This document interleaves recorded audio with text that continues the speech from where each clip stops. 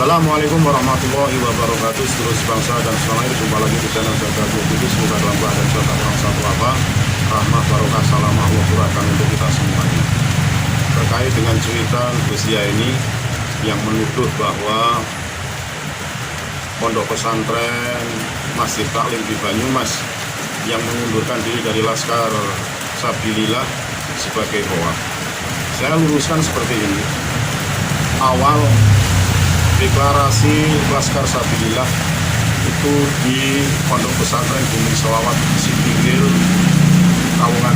Kabupaten Cilacap, yang mana di situ dihadiri oleh beberapa kiai termasuk Panglima Besar Laskar Sabilillah Gus Abbas dari Buntet, mengadakan pertemuan mengumpulkan beberapa elemen masyarakat untuk dimintai dukungan atas terbentuknya Laskar Sabilillah Kebangkitan Wali Songo Indonesia.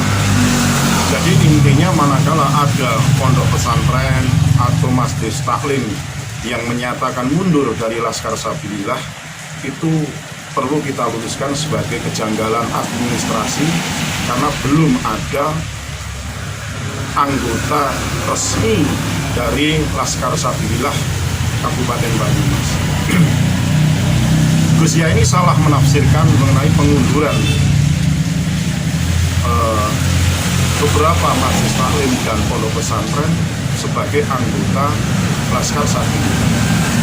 Mereka para masjid taklim dan pondok pesantren adalah di wilayah Kabupaten Banyumas. Gus Yahya ini tidak paham bahwa Gusmar KPN Nusantara adalah ditunjuk langsung oleh Panglima atau Ketua Umum Laskar Sabilillah Gus Abbas sebagai Panglima Laskar Sabilillah di Kabupaten Banyumas. Jadi tahu betul siapa anggota-anggotanya yang masuk. Dan sampai dengan saat ini Banyumas belum deklarasi mengenai Laskar Sabilillah. Dan waktu pertemuan pembentukan pengurus pusat Laskar Sabilillah Kebangkitan Wali Songo Indonesia di Buntet Cirebon, bahwa nama-nama itu sudah disampaikan kepada yang hadir terkait dengan siapa Panglima, Wakil Panglima, Bendahara, Sekretaris, dan lain sebagainya. Tidak ada nama pengasuh pondok pesantren atau masjid di Banyumas yang duduk di kepengurusan pusat.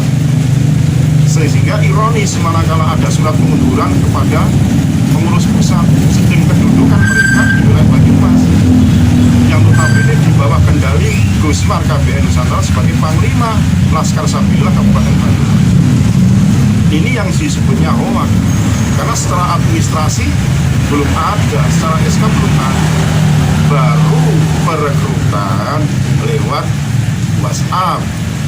Dan mereka kalau mau mundur dari perekrutan WhatsApp ya cukup keluar dari grup WhatsApp Laskar Sabilillah Banyumas. Ini kan rancu. Kepengurusan Banyumas belum terbentuk, kok sudah mundurnya aja ke pusat, dan dia tidak duduk di kepengurusan pusat pengurus Laskar Sabilillah Kebangkitan Wali Songo. Ini yang Gus Yahya ini tidak bisa memahami mengenai tata administrasi seorang organisasi, seorang lembaga, bahkan seorang Zahya ini gagal menyampaikan sebuah pernyataan tidak dibarengi dengan siapa itu Gusmar KPN Nusantara. Saya tegaskan kepada Gus Yahya ini, ya, ini saya sampaikan demi cintanya saya kepada Gus Yahya ini agar tidak gagal paham, menyampaikan ke masyarakat luas mengenai pengunduran diri majelis taklim maupun pondok pesantren di wilayah Kabupaten Banyumas. Saya tegaskan bahwa Panglima Laskar Kebangkitan Wali Songo Kabupaten Banyumas adalah Gusmar KPN Nusantara. Gusmar tidak merasa bahwa majelis taklim yang mengundurkan diri itu sebagai anggotanya, dan mereka yang mengundurkan diri lewat surat kepada pimpinan besar Laskar Sabilillah Pusat notabene tidak duduk sebagai pengurus pusat. Beda dengan Syekh Tori dan Kiai Salim yang Bupati ditunjuk dalam forum tersebut sebagai wakil ketua. Pas dan betul tata caranya mengundurkan diri kepada Panglima Besar dalam hal ini Gus Abbas Bintang. Saya kira nanti ini akan di framing penggembosan ini.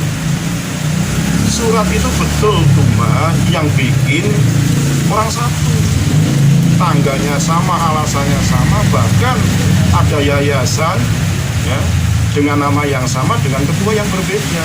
Ini kan sudah lucu.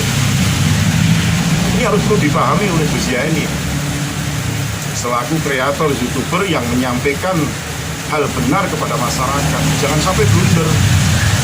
Ini namanya blunder. Belum tahu duduk permasalahannya. Tidak tahu Gus Mar itu sebagai apa.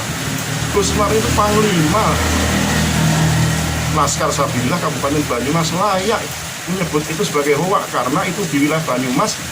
Gus Mar belum merasa menerima para majelis taklim maupun pimpinan pondok pesantren sebagai anggotanya masuk wilayah Kabupaten Banyumas.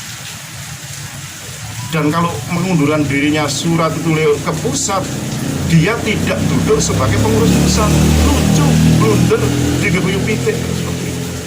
Itu loh yang perlu saya tegaskan kepada masyarakat, harus jeli dan pintar-pintar menelaah suatu permasalahan, apalagi hal ini disampaikan sekelas Gus Yaini yang notabene sudah viral di kreator YouTuber, di dunia netizen, di dunia maya. Ini blunder namanya, akan baluki kepada dirinya sendiri dan akan bikin masyarakat itu tidak percaya lagi. Makanya kalau mau bikin suatu kreator ataupun suatu tanggapan permasalahan, apalagi itu dengan Gus Mar yang notabene Gus Yaini belum tahu kedudukan Gus Mar di masyarakat kita, akan menjadi rancu, bukan kebenaran yang disampaikan tapi kebohongan atau bohong. Sekali lagi mohon maaf yang kali agama Nusantara kita. Assalamualaikum warahmatullahi wabarakatuh.